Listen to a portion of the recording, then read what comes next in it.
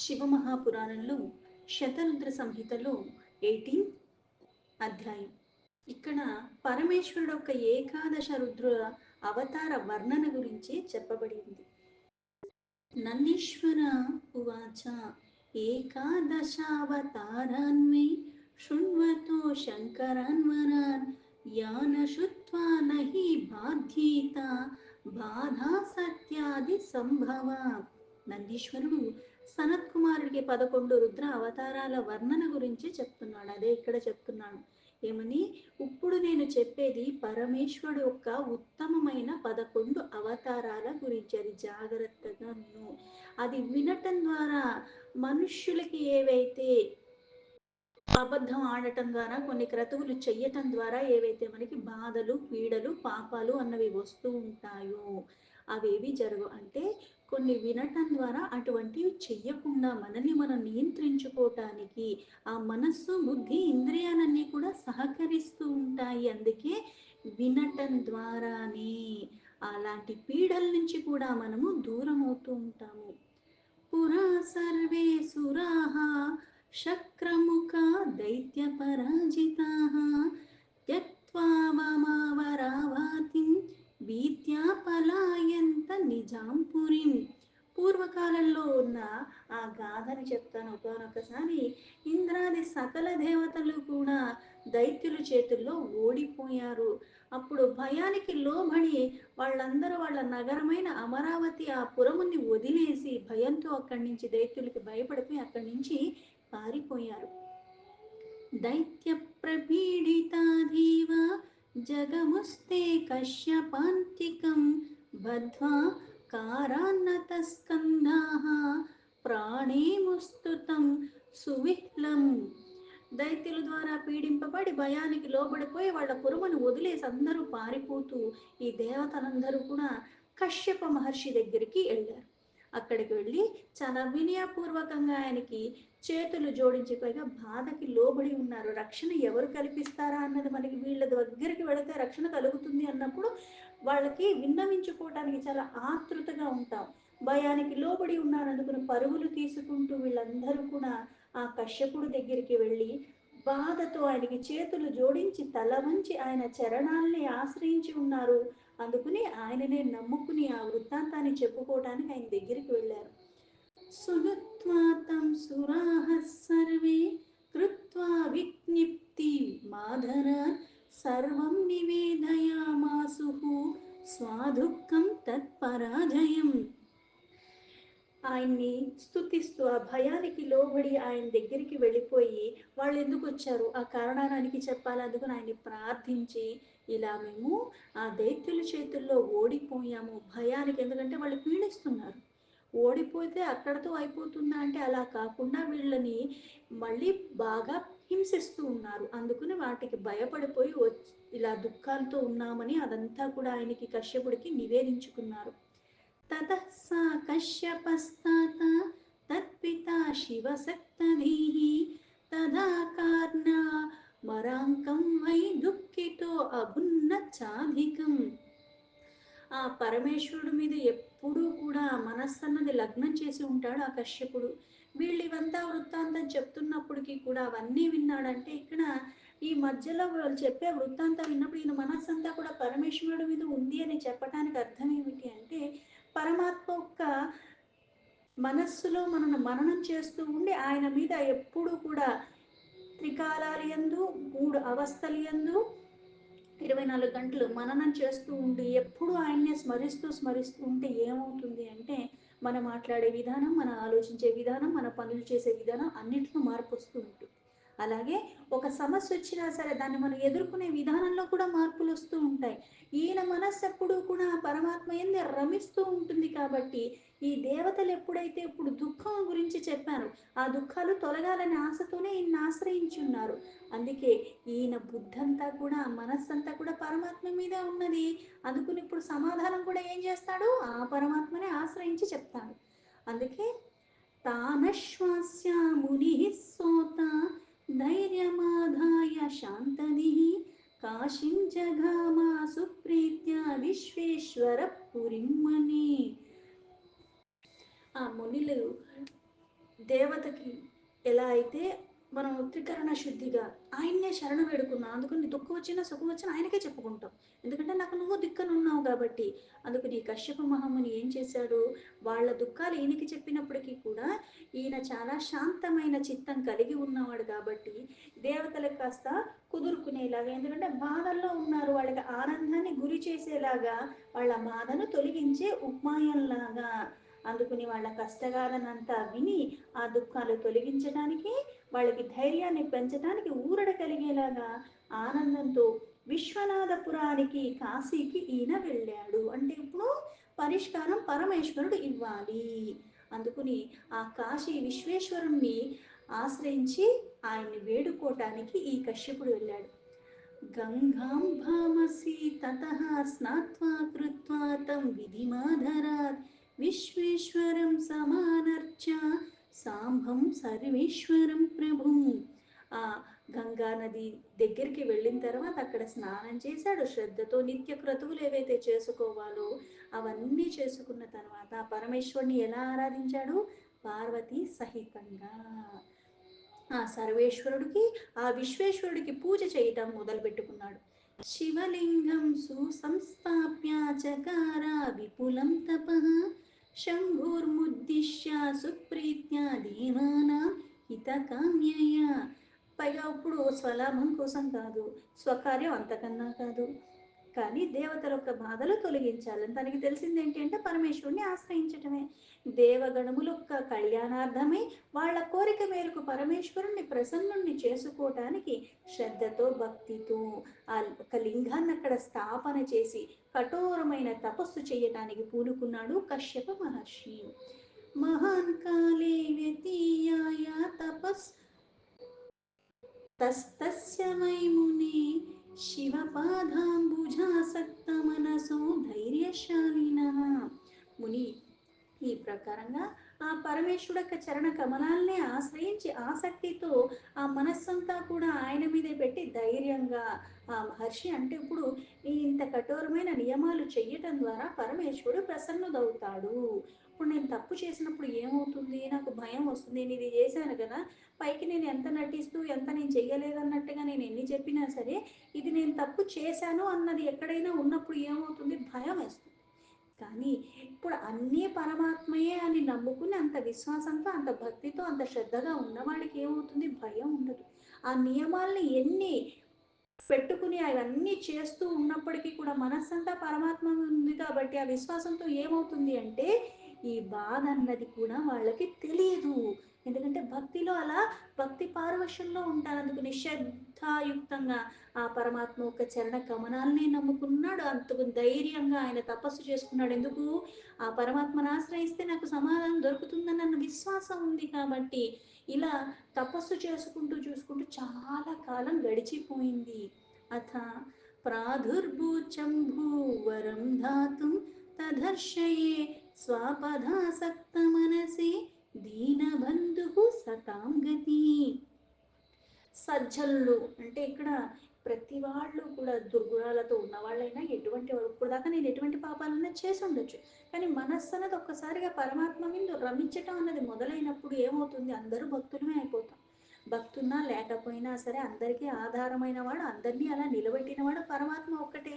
నువ్వు నమ్మినా నమ్మకపోయినా, నీకు విశ్వాసం ఉన్నా లేకపోయినా, చూసేది పరమాత్మ, ఇచ్చేది పరమాత్మ, ఉన్నది పరమాత్మలోనే అన్నది పరమ సత్యం. అయితే దీనులంటే నిజంగా మనకి కొన్ని కొన్ని ఆ, భోగాలతో కూడుకున్న జీవితం మనం గడుపుతున్నప్పుడు ఆ భోగాల కోసం మన చుట్టూ జనాలు ఉంటారు. అవన్నీ మెల్లమెల్లగా తొలగిపోతే డబ్బు ఇవన్నీ తొలగిపోయినప్పుడు ఏమవుతుందంటే మన చుట్టూ ఉన్న వాళ్ళు కూడా మెల్లమెల్లగా జారుకుంటూ ఉంటారు.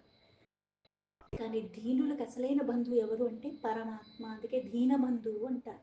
ఎవరైనా మనల్ని వదిలేయచ్చు ఎప్పుడైనా సరే, కానీ పరమాత్మ ఉన్నవాడు ఒక్కడే వదలకుండా పట్టుకుని ఉన్నాడు కాబట్టి నేను ఇంకా జీవించి ఉన్నాను. ఆ చైతన్యం నాలో ఉంది కాబట్టి శ్వాస తీసుకుంటున్నాను, మాట్లాడగలుగుతున్నాను, కొన్ని క్రతువులు చేయడానికి ఇంకా శరీరం ఉంది. ఇది పరమ సత్యం. అందుకే సజ్జనులకి ఎప్పుడూ కూడా శరణు వేడుకోవటానికి, దీనులకి ఎప్పుడూ కూడా బంధువులాగా ఉన్నవాడు, ఎప్పుడూ ఆశ్రయించటానికి వీలుగా ఆ పరమాత్మ. ఆయన చరణ కమలాల్ని ఇంత ఆసక్తితో ఈయన ఎప్పుడైతే ఋషి ఇంతలాగా తపస్సు చేస్తున్నాడో ఆయన ప్రకటింపబడ్డాడు వరం ఇవ్వటానికంటే ఈయన చేసిన తపస్సుకి మెచ్చి ఆయన వరం ఇవ్వటానికి ప్రకటింపబడ్డాడు ఆ పరమేశ్వరుడు. వరం బ్రూహీతి చోవాచ సుప్రసన్నో మహేశ్వరः కశ్యపం మునిశార్దూలం స్వభక్తం భక్తవత్సలః. భక్తవత్సలుడు అంటే భక్తుల మీద వాత్సల్యం ఎప్పుడు ఉంది. ఈ భక్తి ఎలా ఉండాలంటే అనన్యంగా ఉండాలి. ఈ ఆప్షన్ ఆ ఆప్షన్ అన్నట్టుగా కాకుండా ప్రతిదీ పరమాత్మ యొక్క స్వరూపం అన్న భావనలో ఉండాలి. ఏ నామాన్నన్నా తీసుకో, ఏ రూపాన్నన్నా తీసుకో, ఏ మంత్రాన్నన్నా తీసుకో, ఏదైనా సరే అది పరమాత్మ అన్న విశ్వాసం అనన్యంగా ఉండాలి. పైగా భక్తుల పట్ల వాత్సల్యం అన్నది పరమాత్మకి ఎప్పుడూ కూడా పూర్ణంగానే ఉంటుంది. అందుకని చాలా ప్రసన్నంగా ఆ భక్తుడైన మునిశ్రేష్ఠుడైన కశ్యపుణ్ణి ఏం వరం కావాలో అడుగు అని ఆయన ప్రకటింపబడిన తర్వాత ఆయన అడిగాడు. దృష్ట్వా తాంతం మహేశానం సప్రణమ్య కృతాంజలిః తుష్టావ కశ్యపో హృష్టో దేవతాతః ప్రసన్నదేః. ఆ మహేశ్వరుని చూడగానే ఆనందంతో ఆ దేవగణములు ఒక్క భావనని వ్యక్తపరచటానికి వాళ్ళ కోసం తపస్సు చేశాడు కశ్యపుడు. ఆనందంతో పరమేశ్వరుడికి నమస్కరించి చేతులు జోడించి చాలా ప్రసన్న చిత్తంగా ఆ పరమేశ్వరుణ్ణి స్తుతించాడు. కశ్యప ఉవాచ దేవదేవ మహేశాన శరణాగత వత్సల సర్వేశ పరమాత్మా త్వం ధ్యానగమ్యో అద్వయో అవ్యయః. ఓ దేవదేవ సకలానికి మూలమైన వాడా పైగా మహేశ్వర, శరణాగతుల పట్ల వాత్సల్యం. ఇక్కడ శరణన్నవాడ పట్ల వాత్సల్యం చూపించేసి అన్యుల పట్ల మళ్ళీ ఏమైనా భేదభావం చూపిస్తాడా పరమాత్మ అంటే చూపించాడు. కానీ నీకు ఎప్పుడైతే నాకు నువ్వు తప్పితే ఇంకో దిక్కు లేదని నువ్వు అంత గాఢంగా పరమాత్మని పట్టుకుని ఉన్నప్పుడు ఆ వాత్సల్యం నువ్వు చవి చూస్తావు. ఇప్పుడు నేను కళ్ళలు గంతలు కట్టుకుని అమ్మ అమ్మ అమ్మ అని పిలిచిన అమ్మ నా పక్కనే ఉన్నా నాకు ఎలా కనపడుతుంది? నేను కళ్ళు తెరవాలి, ఆ గంతలు తీసేయాలి, స్పష్టంగా నాకు కనిపిస్తుంది నా పక్కనే ఉంది. ఇలా పరమాత్మయే సర్వస్వం అని నమ్మి పరమాత్మ మీద అంత అనన్యమైన భక్తితో ఎప్పుడైతే నువ్వు శరణు వేడుకుంటున్నావు, అది కూడా ఎలాగా? త్రికరణ శుద్ధిగా మనసా వాచ కర్మణ. అలా ఉన్న వాళ్ళకి వాత్సల్యం అంటే ఆ వాత్సల్యం చవి చూసే అనుభవంలోకి తెచ్చుకునేలాగా నువ్వు ఉంటావు. ఎందుకంటే అంతరంగికంగా బాహ్యంగా కూడా మాలిన్యాల రహితంగా ఉన్నావు కాబట్టి, శుద్ధంగా ఉన్న కారణంగా, వికారాల రహితంగా ఉన్న కారణంగా అది నువ్వు అనుభవంలోకి తెచ్చుకోగలవు. అందుకే నువ్వే సర్వేశ్వరుడు, సర్వానికి ఈశ్వరుడివి, అన్నిటికీ పరమంగా ఉన్నావు. అన్నిటా ఉన్నాడు. ఎలా అయితే అంతరంగికంగా బాహ్యంగా ఏది ఉన్నది అంటే ఆ పరమాత్మ ఆత్మస్వరూపంలో ఉన్నాడు. ఈ ఆత్మస్వరూపంలో జీవులొక్క లోపల ఉన్నాడు, పైగా జీవులొక్క బయట ఉన్నవాడు, అంతా ఉన్నవాడు ఆయనే. అందుకే అన్నిటికీ పరమంగా ఉన్నావు, పరమాత్మగా ఉన్నది నువ్వే. ధ్యానం ద్వారా తప్పితే, ఎందుకంటే ఇంద్రియాల ద్వారాగా నీ కళ్ళకి కనపడిన వాడు. అందుకే నువ్వు ఎంతలాగా నువ్వు ఇవన్నీ కూడా అంతర్మదనం ఎంత చెందినా సరే జ్ఞానం ద్వారానే, ధ్యానం ద్వారానే అది సులభం అవుతుంది. ఒక్కొక్కటి మనకి పొరలు వీడిపోతూ ఉన్నప్పుడే ఆ స్పష్టత వస్తుంది. అందుకే ధ్యానం ద్వారా నిన్ను చేరుకో. అందుకే ధ్యానగమ్య అంటారు. అద్వితీయమైన వాడివి, అవినాశివి, నాశనం లేనివాడివి, అలాగే మళ్ళీ కొలమానం లేనివాడు పరమాత్మ. ఈ కొలమానం లేకపోవటమే కాకుండా మళ్ళీ అవ్యయ అంటే ఇక్కడ దానికి మళ్ళీ విభాగాలుగా చెయ్యటానికి వీలు నేను ఎప్పుడు పూర్ణంగా ఉంటున్నవాడు పరమాత్మ. అందుకే అద్వితీయం. బల నిగ్రహకర్త త్వం మహేశ్వర సతాం గతి దీనబంధుర్దయా సింధుర్భక్త రక్షణ దక్షదేహి.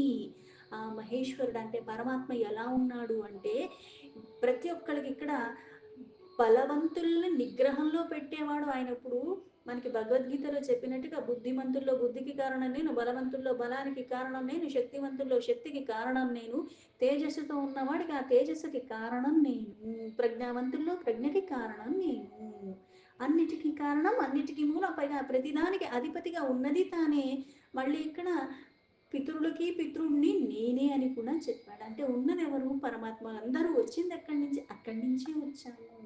కానీ మన కర్మలు అనుసరించి మనకు ఒక కుటుంబం అని, మన చుట్టూ ఒక తల్లిదండ్రులని, మళ్ళీ ఒక వ్యవస్థలాగా పెట్టి మనకి ఈ బంధువు ఆ బంధువు, ఈ బంధువు నా పిల్లలు నాకు అన్నట్టుగా మళ్ళీ ఒకటి పెట్టాడు. అందుకే అన్నిటికీ అతీతంగా ఉన్న పరమాత్మ. అందుకే బలవంతుణ్ణి కూడా నిగ్రహించరు. ఎందుకు నీ సృష్టిలో భాగమైనది. నువ్వు ఒక్క సంకల్పం మాత్రంతోనే సృష్టిని సృష్టిస్తున్నవాడివి. అందుకు అందరూ నీ నిగ్రహంలో, నీ ఆధీనంలో ఉన్నారు. నువ్వు ఆడించినట్టు ఆడుతారు తప్పితే నేనేదో చేసేస్తున్నానని నేను అనుకోవటం మళ్ళీనా అజ్ఞానము. అందుకే సజ్జల్ని సత్పురుషుల్ని శరణు ఇస్తున్నవాడివి, దుష్టుల్ని శిక్షిస్తున్నావు. దుష్టులకు కూడా శరణం నువ్వే, దిక్కు నువ్వే. కాకపోతే ఆ దుర్గుణాలు తొలగించడానికి తప్పు చేసిన వాడికి శిక్షిస్తే మళ్ళీ వాళ్ళని సద్మార్గంలో పెట్టినట్టుగా వాళ్ళని బాధిస్తూ, సజ్జల్ని బాధిస్తూ ఉన్న వాళ్ళని ఏం చేస్తున్నాడు, వీళ్ళ బాధలు తొలగిస్తూ వాళ్ళు చేసిన కర్మకు ఫలితంగా వాళ్ళని శిక్షించేవాడు కూడా ఆ పరమాత్మే.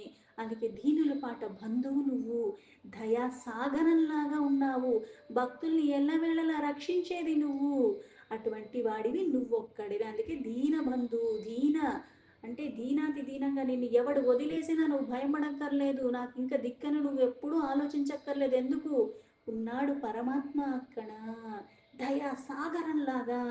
నీళ్లు నదుల్లో ఇంకిపోతాయి కానీ సముద్రంలో ఏం ఇంకిపోవు. అలాగ పరమాత్మ ఆ దయా నది ఎల్లవేళలా అందరి మీద ఉంటుంది. ఆ భక్తుల్ని రక్షించేవాడివి నువ్వు. అటువంటివి అంటే ఇక్కడ ఎటువంటి పరిస్థితి అయినా సరే, ఇప్పుడు నేనంటూ ఉన్నా నాకు ఇది చేతనైతే ఇంకోటి చేత కాదు, పైగా ఇది చేతనైనది కూడా నేను కొన్ని కొన్ని సందర్భాల్లో అది కూడా నేను చెయ్యలేని స్థితిలో ఉంటాను. కానీ పరమాత్మ, నువ్వు ఎప్పుడైతే త్రికరణ శుద్ధిగా ఆయన్ని ఆశ్రయించి ఉన్నావో, అంత విశ్వాసంగా ఉన్నప్పుడు ఆయన చెయ్యలేని ఏదన్నా ఉందా? అనుమాన పడకు. అంత విశ్వాసంగా నువ్వు ఉండటం నేర్చుకో. నువ్వు చెయ్యవలసింది సరిగ్గా చేస్తా ఉండు. ఏది చేతనైందో అంతవరకే, శక్తి కొలది. కానీ విశ్వాసం మాత్రం అనన్యంగా ఉండాలి. నా బుద్ధికి అందని వాడివి, నా శక్తికి మించిన వాడివి, అన్నిటికీ పరమంగా ఉన్నవాడివి అన్న భావనతో నువ్వు పట్టుకోవాలి. యతి సురాస్త్వావధీయా హి త్వద్భక్తాశ్చ విశేషతః దైత్యేహ పరాజితశ్చాద్య పాహి తాన్ దుఃఖితాన్ ప్రభు. సకల దేవతలు ఇప్పుడు విన్నవించుకుంటున్నాడు. సకల దేవతలు కూడా అలాగే మీ విశేష రూపంలో వాళ్ళందరూ కూడా మీ భక్తులే. అయితే ఈ సమయంలో దైత్యుల ద్వారా ఓడిపోవటమే కాకుండా దైత్యుల ద్వారా వాళ్ళు పీడింపబడుతున్నారు, చాలా దుఃఖాలకి లోబడి ఉన్నారు, వాళ్ళ రక్షణ కూడా మీరే చెయ్యాలి. ఇప్పుడు పరమాత్మకి తెలియంది ఏదైనా ఉంటుందా? మనం వెళ్ళి చెప్పాలా? ఇక్కడ ఇది జరిగింది, అక్కడ అది చెయ్యాలి నువ్వని నేనేమన్నా చెప్పాలా? అక్కర్లేదు. కానీ సర్వము తెలిసిన వాడైనప్పటికి కూడా ఎప్పుడైతే నాకు అక్కర్లేని వాటి మీద నేను రమిస్తూ ఉంటాను, నాకు అక్కడికి వచ్చేది ఏంటో నాకు ఆ జ్ఞానం లేనప్పుడు ఏమవుతుంది అంటే ఇలాంటి పిచ్చాపాటే కొన్ని అడుగుతూ ఉంటాం మనం. మనకి పనికిరాని, పైగా దేని ద్వారా నాకు హాని జరుగుతుందో నాకున్న అజ్ఞాన వశమున నేను అట్లాంటివి కోరుకుంటూ ఉంటాను. ఎలా అయితే తల్లి కత్తి కావాలి కావాలి అని పిల్లోడు అడిస్తే ఇచ్చేస్తుందో, వాడు అడిగాడు కదా పాపం కదా అని, లేదు, దానివల్ల నీకు హాని జరుగుతుంది. అలాగే మనకి ఏది అవసరమో ఆ సమయంలో అది ఇస్తాడు పరమాత్మ. నువ్వు దానికి సిద్ధపడి ఉండాలి. అలాగే ఏది నీకు హాని చేస్తుందో అది నీకు ఆ సమయంలో కూడా తొలగిచ్చేస్తాడు పరమాత్మ. నమ్మకం నీకు ఉండాలి ఇక్కడ. అలాగే దుఃఖాన్ని తొలగించేవాడివి నువ్వు. పైగా ఎలా అయితే ప్రతిదానికి సమాధానం ఎక్కడ దొరుకుతుందంటే పరమాత్మ దగ్గరే దొరుకుతుంది. అంటే అన్ని పనులు మానేసి అక్కడ కూర్చోమని చెప్పాల. అందుకే చేసే ముందు ఒక నమస్కారం, చేస్తున్నప్పుడు కూడా మనస్సంతా కూడా పరమాత్మ మీద పెట్టాలి. ఎందుకు అంటే మన బుద్ధి ఎలా ఉంటుంది, చంచలత్వంతో కూడుకుని ఉంటుంది. మధ్యలో అక్కడికి లేని ఆలోచనలు వస్తూ ఉంటాయి, మధ్యలో ఇట్లాంటివి ఏదో ఒకటి ఆ వికారాల కారణంగా ఉత్పత్తి చెందుతూనే ఉంటాయి. దాన్ని నిగ్రహించుకోవటం చేత కావాలి. ఆ నిగ్రహించుకున్నప్పుడు బుద్ధి వికసన, ఎందుకంటే అజ్ఞానం అన్నది తొలగిపోతేనే జ్ఞానం వస్తుంది. ఈ జ్ఞాన కారణంగా ఉన్నది ఉన్నట్టుగా, లేనిది ఉన్నట్టుగా కాకుండా యథార్థాన్ని పట్టుకుంటావు. యథార్థాన్ని పట్టుకోవటమే కాకుండా దానికి కృషి కూడా నువ్వు పూర్ణంగా చేస్తావు. ఫలితం ఏదన్నా కానీ మళ్ళీ స్వీకరించేటప్పుడు కూడా వచ్చింది మహాప్రసాదంగా భావించే స్థితిలో ఉంటావు. అందుకు వాళ్ళ దుఃఖాన్ని కూడా తొలగించి రక్షించేవాడివి నువ్వు ఒక్కడవే. కాబట్టి అది చెయ్యండి అంటే ఇంత కఠోరమైన తపస్సు చేసి, ఈ శరీరాన్ని కృషించుకుని తపస్సు చేశాడు, ఈ మనస్సంతా ఆయన మీద రమిస్తూ తపస్సు చేశాడు.